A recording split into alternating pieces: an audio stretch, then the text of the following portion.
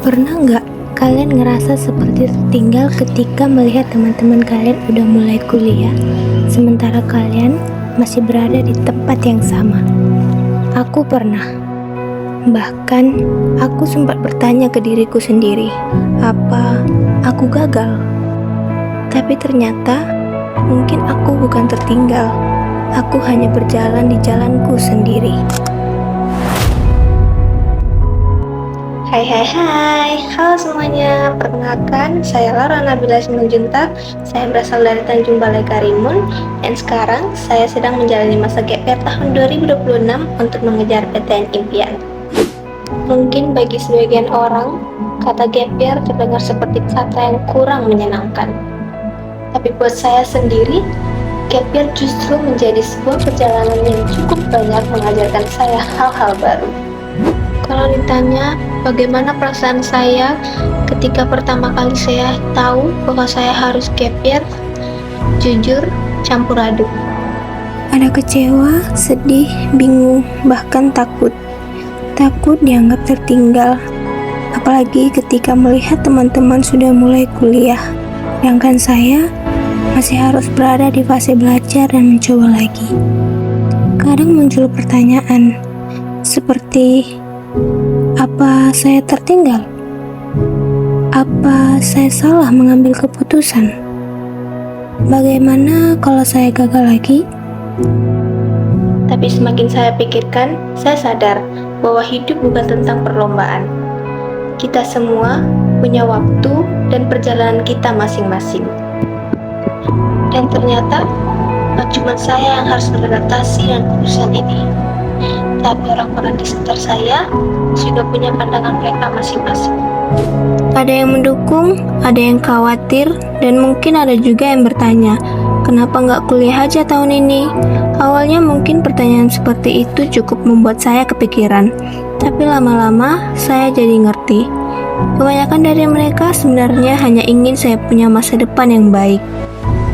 Jadi, daripada terus memikirkan apa yang orang lain pikirkan, saya memilih untuk membuktikan lewat apa yang saya lakukan.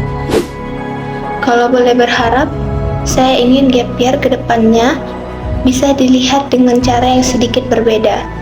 Bukan sebagai tanda seseorang gagal atau tertinggal, tapi sebagai salah satu pilihan dalam perjalanan pendidikan. Saya juga berharap pemerintah bisa memberikan lebih banyak dukungan dan kesempatan bagi teman-teman yang sedang gap year untuk belajar dan berkembang. Dan buat teman-teman yang sedang menjalani masa gap year sama seperti saya, jangan malu. Jangan malu hanya karena jalan kita sedikit lebih panjang. Pasti banyak yang bertanya, kalau gap year, terus kegiatan sehari-harinya ngapain? Jawabannya, ya belajar. Tapi nggak cuma itu aja. Saya mulai belajar lebih teratur, mengulang materi yang masih kurang saya pahami, latihan soal, dan mengevaluasi kesalahan dari latihan-latihan sebelumnya. Karena saya sadar, kalau saya mau mencoba lagi, saya tidak bisa menggunakan cara yang sama seperti sebelumnya.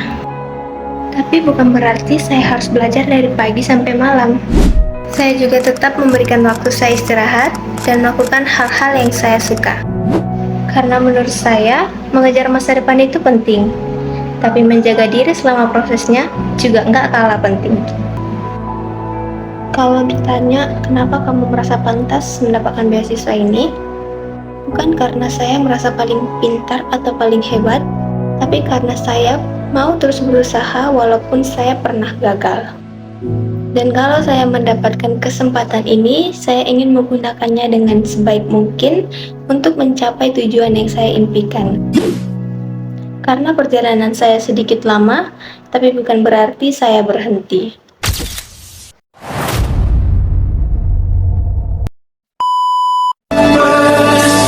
왜 내가 아니야? 왜 내가 좋아하는 사람들은 다른 사람을 보는 건데 날 좀 봐주면 안 돼? 그냥 날 좀 봐주면 안 돼?